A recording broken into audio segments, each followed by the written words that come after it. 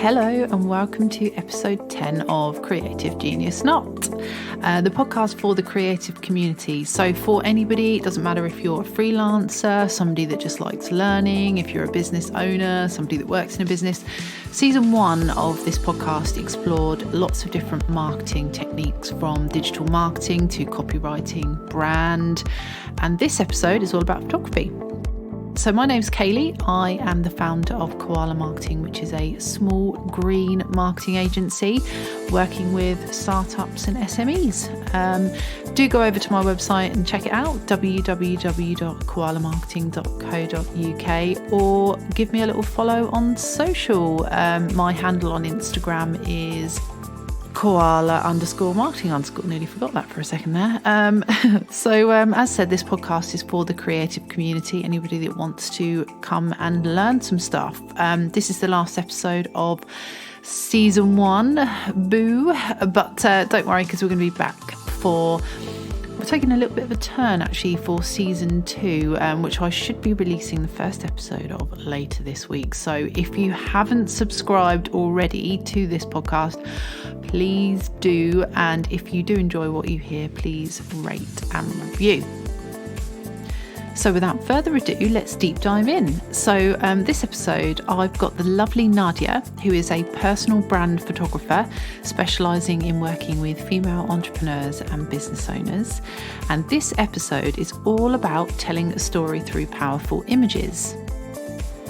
We explore lots of juicy topics that I think lots of us can relate to or want to learn more about, from imposter syndrome to female empowerment, providing your clients with the right experiences and showing the person behind the brand. So kick off the slippers, make yourself a hot drink, and let's get listening. So hello and welcome. Thank you. So happy to be here.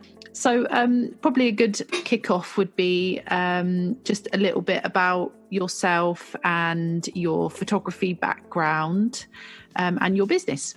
Okay, yeah. Hi, I'm Nadia. I'm specialising in personal brand photography for soulful female entrepreneurs who want to take their business to the next level. And they just made their passion to their business. So I grew up in Germany, but was born in Kazakhstan. It's a completely different story, but so I was quite nervous about showing up today because I have 3 languages in my head, and it's just so, I keep forgetting words. Anyway, so I've done an apprenticeship in Germany as a photographer in commercial and industrial photography. And then I went to Berlin and did some fashion photography there. And I think that's where I found kind of my passion for photographing women and just setting the scene. And it was it was just amazing fun. And then I traveled for a bit. And then when I moved to Southampton, I started going to networking events, but didn't have a clue about brand or how to show up at all. So I'm kind of like, the first networking event, I was like, I just do anything, whatever you want, guys. I do weddings, I do kids, I do families, I do headshots. It took me a bit to start looking at my own brand and brand values and how you can effectively show up in live with brand photography. And that's where I actually started thinking that's what I want to do. I had a couple of clients where it was just amazing fun, and from I've done weddings, I've done commercial photography, I've done product photography, but having the connection with the person, making them feel comfortable, showing their brand values, showing their lifestyle and all what they want to share with their potential clients. It's just really, it's not just empowering me, but it's empowering them as well to show up online confident and as themselves. Yeah, I mean, photography is such a powerful tool in marketing and personal branding, isn't it? Because it not only captures the attention of people, but it's great for showing a brand story. And like you mentioned about the values and the saying, I always think the saying of the picture's worth 1,000 words is just the best way of showing the true value of a good quality image or picture or photograph, whatever the case may be.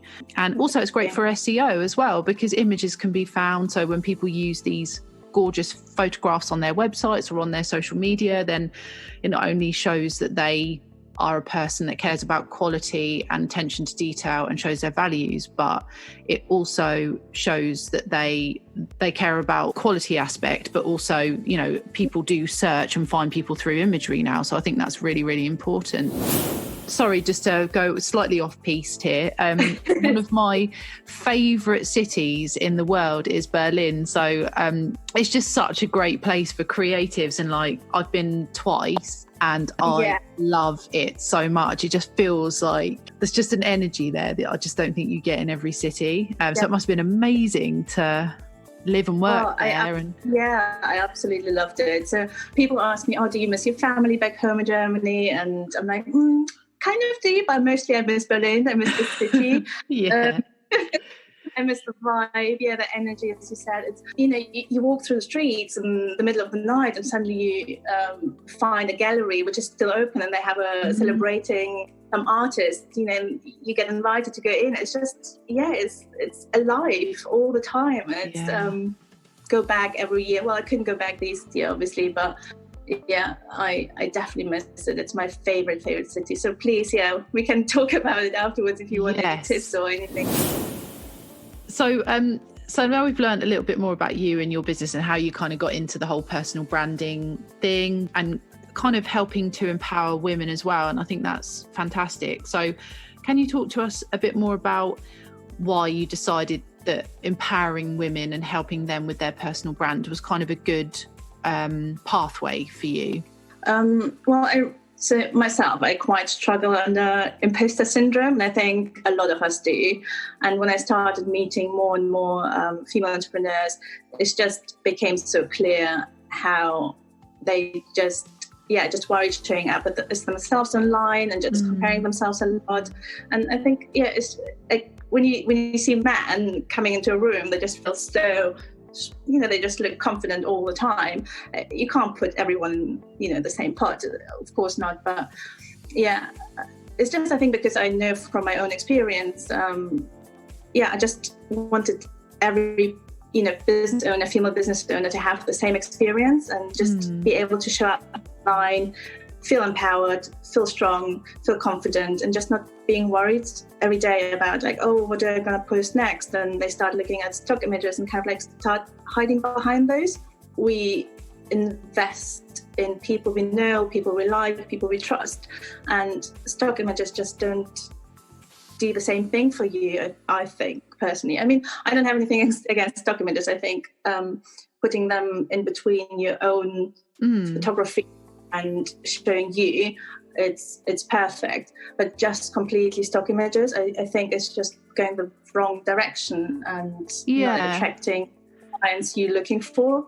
Absolutely. It doesn't show, well, people buy from people, don't they, ultimately? And a stock image is a great filler. They do have their place in marketing, definitely, because if you paid for professional photographers for all your business imagery, you would be spending out a fortune. But I think you're exactly right in a sense that it gives you, it's the window to the business values. It's the window to the business owner if you're a freelancer or sole trader, where it shows you. It's amazing how, and you definitely are amazing at doing this, because I really wanted to talk to you on the pod because I really feel like you really capture the essence of each individual person that you photograph, because you often share like, I met, you know, this person, and just in that one image I get a real sense for that person, that particular woman's personality, her vibe, her energy, whatever she is in that moment. I feel like you get it like a rush of something, and you're like, okay, I feel like I know that person a little bit, even though I don't. I'm just looking at an image. And so I think that's really difficult thing to do. I'm definitely not a professional photographer. I do dabble in it, working as a marketing consultant. I very often clients are like, can you take photos and stuff? And I'm more than happy to. But when you work with somebody that is a good photographer at capturing that, I think it's not commonplace. And making, and also you feel like you're less scared to approach that person, like, and touch base with them, because you're like, you feel like that barrier has been broken down. Yeah, you start connecting with a person. You, like, you know, before even I'm thinking investing in someone, I you know, following them for a while and checking them out. It might be a year, who knows? But you know, I want to have a personal connection to someone, and a lot of clients do. You know, they want to see what's going on in their lives. Are we on the same level? Can that person, you know, is the service right for me? But yeah, it's mainly about the person behind the brand, and because there's so many people offering the same things, and it's what sets us apart. It's just us and the experience we give to our clients, isn't it? Absolutely. Yeah, I completely agree with that. Because like you said, you could go, okay, so go on Google, looking for a photographer or a marketing consultant in my area. Let's take photographers as an example, because I went through this process in finding you, in a way, because I knew I wanted to talk to a local branding photographer, and I looked at a few, and there are lots of talented people out there, that's for sure. But I felt like I had more of a connection to your images. And I was like, okay, so I feel like already in looking at how you approach being a brand photographer for someone, I was already like, okay, I feel like we're kind of on the same page. That kind of follows on to what makes a good set of brand images then. So like, what will you be looking to achieve in that? Do you set yourself like objectives? Do I set them as the client? How do you approach that brief? So my whole process is about getting to know the client, and I start first with sending out a questionnaire, which helps you to dive deep into your brand values and your story and what you want to achieve with the images and what you want your clients to feel when they look at the images. So let's say my brand values are down to earth and being welcoming and, you know, just open. And a lot of the images I share of myself are, you know, I have a big smile, they're very bright, and I look at the camera, I look directly at the client. I sometimes make silly faces just because I want my clients to feel welcome and encouraged to do maybe the same thing as well, just feel free. So that's kind of like the start, where I just want to get to know the client and looking at their brand values. I then ask them to write down a step-by-step process, how they work with clients, and also their lifestyle. And obviously on social media, trying to attract clients, and you want to share images of your products or your service, but you also want to share your personality and your like behind the scenes and what inspires you as a business owner and you as a human. So so I encourage my clients to write things down and like about their lifestyle, what they want to share with their clients, what they think will connect them to their prospective clients. From there we create a shared Pinterest board, and so this is just to see for me what kind of images my clients like, and we just take it from there. So it's mainly to get to know the brand and the client. Sounds good. So I love the idea of you saying that, because I'm always really interested in people's, not just their creativity, although I am interested in that. It's also about their process in creativity and to creativity. And I love the fact that you said that you say, let's create a shared Pinterest board, and you can put on there all the things that you like and you feel represent you. And I kind of go to that visual place quite often when I'm doing anything with a client, even if it's just for my reference of, I'll have like a consultation on, okay, what are you looking to achieve? Right, okay, let's look at the different options and I always say, share something that you've seen if you think that fits this well as a good visual reference point for me. But then what I normally do is go away and sketch something out or draw something out, map something out, brainstorm something. And I need that stepping stone to the end product as being a visual process. So it seems that you kind of do that same thing with photography. Yeah. So when we opened up the discussion, we spoke about why brand photography is so crucial to brand messaging. And, you know, we mentioned about how it kind of is great for showing your visual presence and capturing people's attention, setting a good first impression. But in your words, why do you think that it's so crucial? Well, as I said earlier, it's there's so many of us doing the same thing, and the market is quite saturated. So I'm trying to set myself apart with my own images of myself and showing how I am behind the scene. And personal brand photography can effectively communicate your brand value, story and personality and attract the dream clients you want. So when we invest in people or invest in services or products, it comes out of emotions. So and clients looking for the connection with people first, and then they decide to invest in them. So it's a whole process behind, like you just share your own services, you share your own personality, you share your values, you share your brand, and brand photography just kind of like drives your clients. It just helps you to show up online, be visible, and without being visible, you can't grow your business, you can't make a connection with clients, with your prospective clients. You kind of hit the nail on the head when you said it's about making people feel comfortable. And I think that is something that is such a massive part of being a photographer. It's making that person, because a lot of us, I mean, I'll be completely honest, I'm not that comfortable in front of the camera, really. I don't really you get more used to it. If I have to do it, I do. But I'm not really like a showy type person. And so for me, like when people get the best out of me, it's taking that more relaxed approach and just, I don't know, like as soon as there's that pressure there, it just makes it a more scary thing, I think.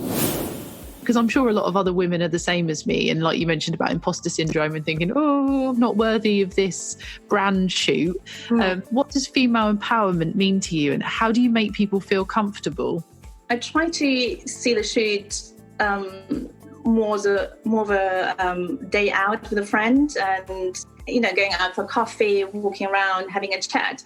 So it's obviously it's an investment, but I want women to feel not too worried about the shoot, and just we obviously do a lot of preparation before, but I want it just to be fun as well for them. And doing the whole shoot, and when I photograph, I have the camera in front of me, I tend not to shut up and just keep talking and talking. And I think that's what makes most of my clients relax, because they just feel, they're not being, even though they're being photographed all the time, most of the time, it's just kind of like being human with them, and not just, clicking away, staying quiet.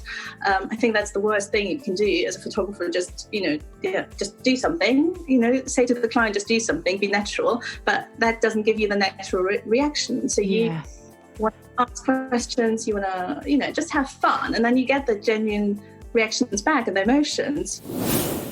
I know what kind of feelings my clients want to get, or like they want their clients to see.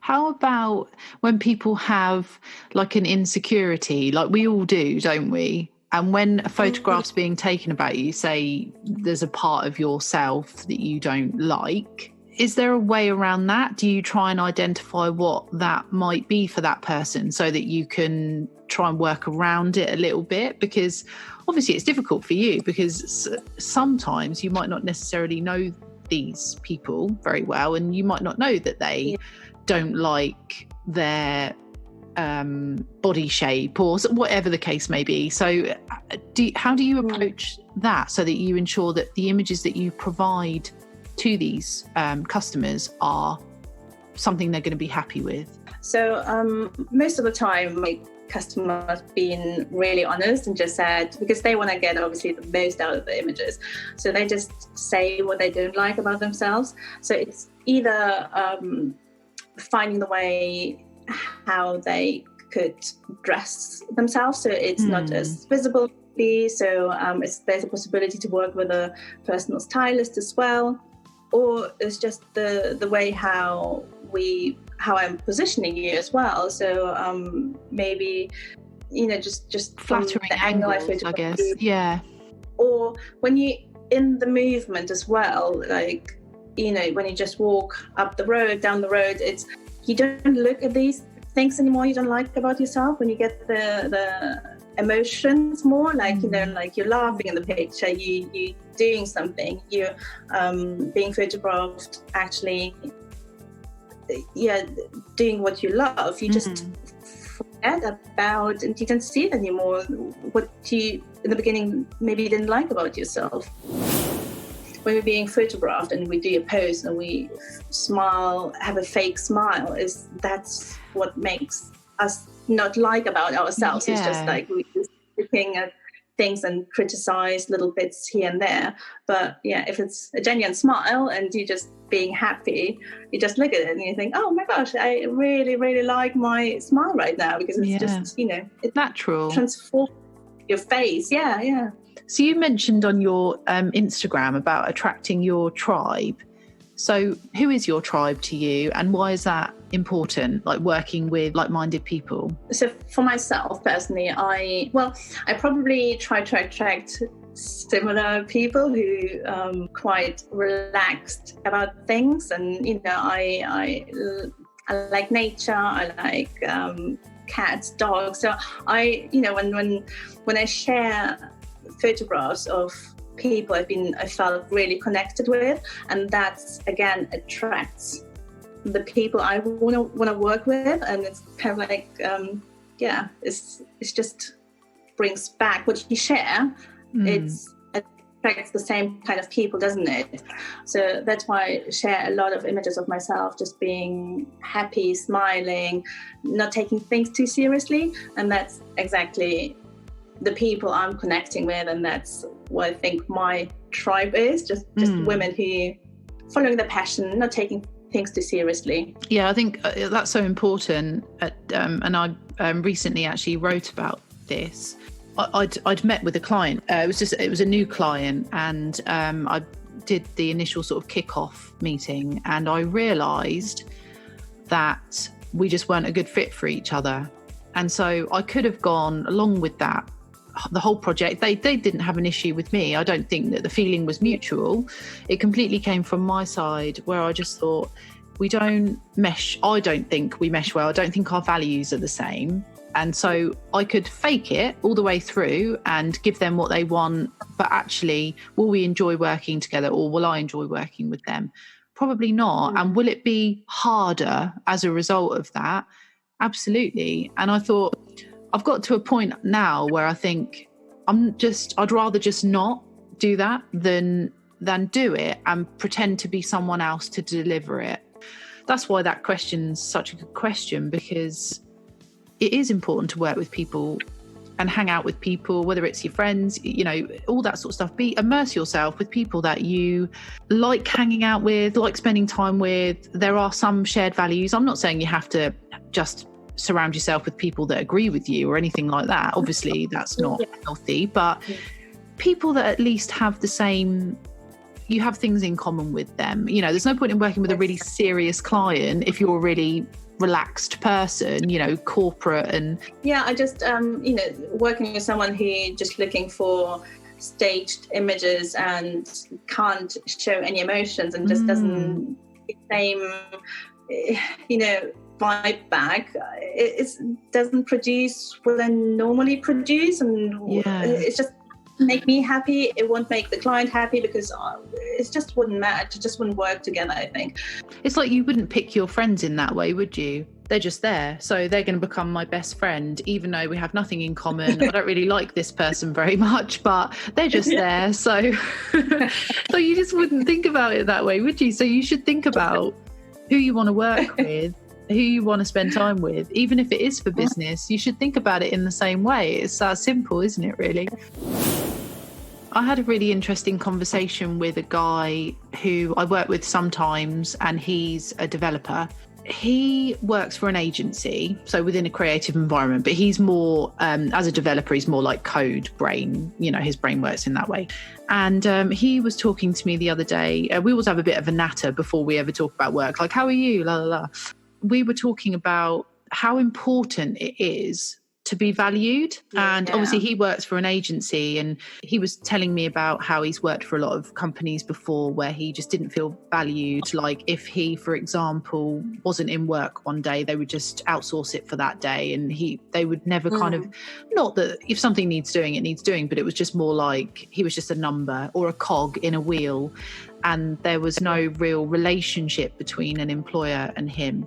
And I think that same principle of feeling valued, being valued, and that kind of respect is so important, whether you're a business owner and you've got employees that report to you, or if you're a freelancer for your clients and they feel the same way back about you.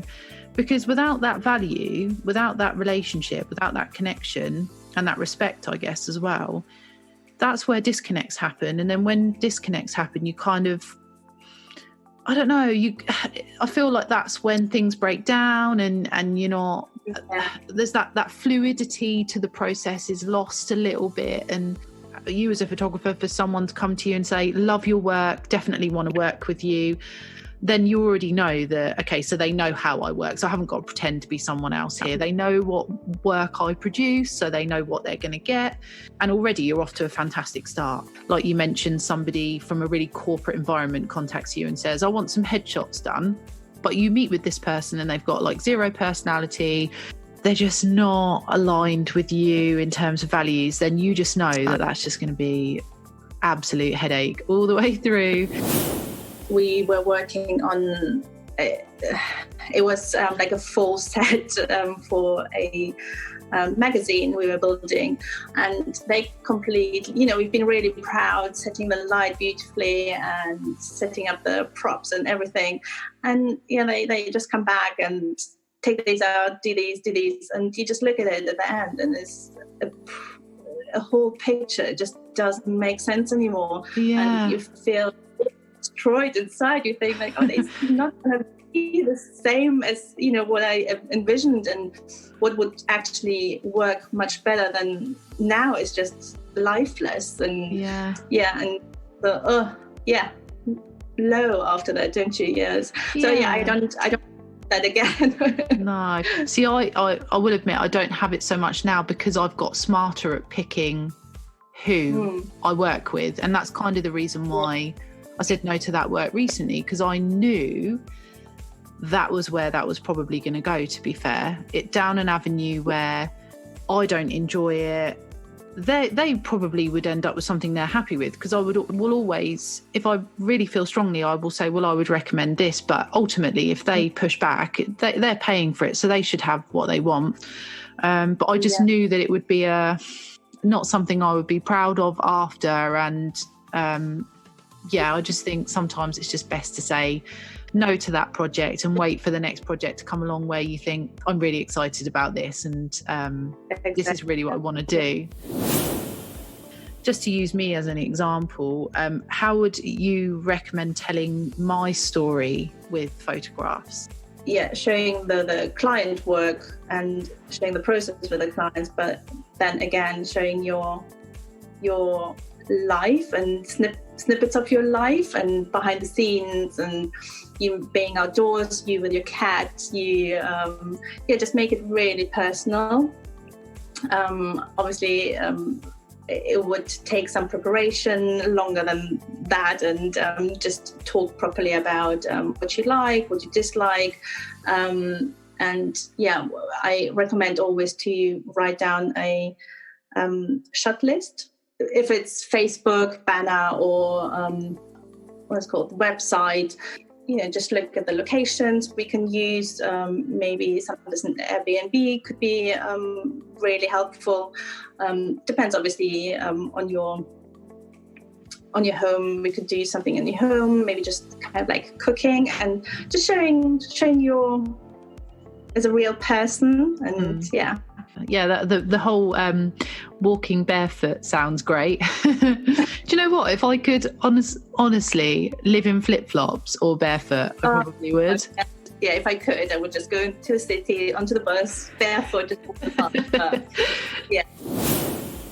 So we kind of spoke about, obviously, this podcast is for the creative community and giving people advice and guidance on how they can approach things themselves. So talking about the creative process then, we've kind of touched on preparing for a shoot. So is there anything outside of those things that you would do or ask or work with somebody to do in preparing for the shoot?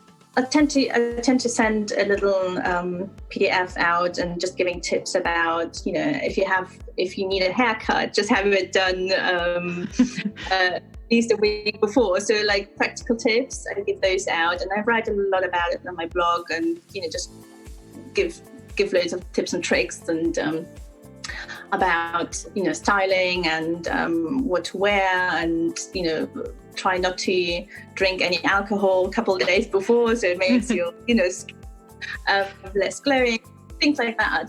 But yeah, for me it's just being, as I said before, most of the clients I got to know a little bit beforehand, so there is not much more preparation needed. So the questionnaire is really helpful, and it dives really deep into your personality, your values, what do you want to get out of it. So I trained and I did makeup for people's weddings, just on weekends and stuff, just around work. Yeah. And I used to work in a photography studio, and so I used to do makeup before people would have photo shoots done. This was years ago. And actually, there's quite a lot to be said for, you mentioned about, those little tips like get a haircut before if you want, or your hair coloured, or whatever you want to do. But also just in terms of makeup, how different makeup can affect the look that you're going for, because especially for like in a studio, if you want to go for something really heavy, because you have to kind of apply quite heavily, and I guess powder to take off the shine, like you mentioned about not drinking alcohol, and make sure you get that out of your skin. So would there be anything that you would recommend from that perspective? I tell them to go for a natural look, what they normally would. Well, just look fresh. I think that's the best you can do for a personal brand shoot. Yeah. If it's and you're going for I'm going out look, just put a bit more on. Obviously, when you're in the studio, the lights, the flash just takes away makeup. When you're outdoors, it's not as much. So it's not exactly the same rule. I wouldn't overdo it, and it can be done too much. I had a couple of times where it was the makeup just didn't match. Be very tricky one to edit afterwards. Yeah. So I think it's amazing to work with a makeup artist. They can get the best out of you. Just make you look natural and fresh looking. I think that's the best look you want to go for on a personal brand shoot. So the editing part can be sometimes the part that takes the most time, especially when you've got something that's gone wrong, like you mentioned, where you've maybe got a line around the face where the makeup's not been blended in properly. How do you approach like the editing thing? I guess you use like Photoshop and Lightroom and all those sorts of things, do you, for your... Yeah, so I start with Lightroom, and I do the main editing in there, where I just do brighten up the shadows a little bit and brighten up the whole image, because my photography style is quite bright and airy as well. So, and then I chuck all the images out, which obviously didn't work out, the eyes were closed or something like that. And I tend not to do too much beauty editing. So obviously if there is, like makeup not sitting right, things like that, it's just very obvious. I go then in Photoshop to do it there. I want the images just look fresh and light and just attractive. how do you measure the success of a project? I think it's just the feedback I'm getting back. That's, when they say, oh, I felt really happy and comfortable with you on the shoot. And, I get feedback back that they love the images and they're proud to share them. They can't wait sharing them. But as well, when I look at the images myself and I get a good variety of different shots and can see the personality in the images, can see the emotions coming out of the person I'm photographing. Like photographers that you find inspiring, that maybe whether they inspire you now or they did when you first got into photography. And I'm just following photographers I'm friends with, from Southampton, from Germany, and there's one amazing photographer I really admire. She's called Bri Penny, and is it Bri or Brie? I never know how to pronounce her name properly. And she is an international personal brand photographer, and she just gets, her image is just so full of energy as well, and her images just inspire me to kind of achieve the same. So my goals are traveling and photographing people and working with women all over the world. So her image is just full of energy, and that's what I really, really like about her. I mean, I've been a photographer for more than 10 years now, and it takes time, and you need to shoot, photograph, and that's how you learn. It's just following other people and looking at other people's work. Yes, you get inspired, but that you need to find your own approach, don't you, really, as an artist, whether as a creative person. I think that's a good way to start off your journey, is to immerse yourself in people and what they do and learn. And like you said, the apprenticeship, I'm a massive fan of the apprenticeship route. I worked in the training sector many moons ago in marketing, and I loved it because I think it's such a great route into something as a hands-on person. It's not the route I took, but I, if I could go back, I probably would, because I think that there's so much to be gained from that approach to learning. Yeah. But I think you're totally right in what you said. It's, as much as you might have your few people that are massively inspirational to you, it's more about your own journey now. But the amount of things you learn when you go freelance is just insane. I can see why it's not for everyone, because of the overwhelming thing. I think you do have to be quite grounded, because I think it's very easy to get swept away in a hurricane of deadlines and worrying that you're not where you need to be with your business. Like it's a series of highs and lows, isn't it? Constantly of work, loads of work coming in, and you're like, whoa, this is amazing, like I'm so busy. And then like you're like nothing. With the pandemic, I mean, we were already hit hard with that. I don't think I know any freelancer that at some point during that process wasn't thinking shit, basically, in a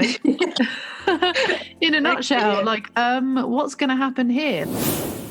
I always end the podcast with some advice for the listeners that's relevant to the speaker. So is there any advice you would give any budding photographers looking to get into personal branding, or any type of photography actually? Is there any tips you can offer? Just go out there and show yourself, network, get to know people, and make connections in real life.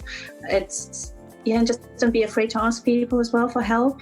That's what I learned and helped me a lot. And I think, as I said earlier, people just really, they just really want to help you to get the success you're looking for. Oh, thank you. That's great. Thank you so much for speaking to me. Honestly, it's been so nice to speak to you and learn more about brand photography. And Nadia was just so lovely to speak to. I really hope that everyone that listened got something out of that, whether you're a young and ambitious budding photographer looking to get into personal brand photography, or whether you are a entrepreneur or small business owner who may be looking to get somebody in to help you with your personal brand and take some lovely photos of you. I can certainly recommend Nadia. We've since done a shoot together and it was heaps of fun, so please do link up with her on her Instagram. She'll guide you through that process. Just to remind you and to recap, there's so many benefits, some of which we talked about in this podcast episode, to personal brand photography or photography in general, and using it in the right way. So you've got SEO opportunities for growth. It gives you a great opportunity to connect with your customers and a platform to share your story. I must apologise for the sound quality throughout. I'm not sure what was causing the issues Nadia's end, but I have done my best to edit out as much as I can where the sound drops out. So that's it. That's the last episode of season 1 of Creative Genius Not. But as said, we will be back for a season 2. I will be releasing a trailer later this week and the first episode. So please remember to subscribe so you get notified. If you have any questions for me or for Nadia, I'll happily pass them on. So send them over to hello@koalamarketing.co.uk. And remember to give Koala Marketing a follow on Instagram. Thanks a bunch, everyone. Have a brilliant week, and I'll see you soon for season 2.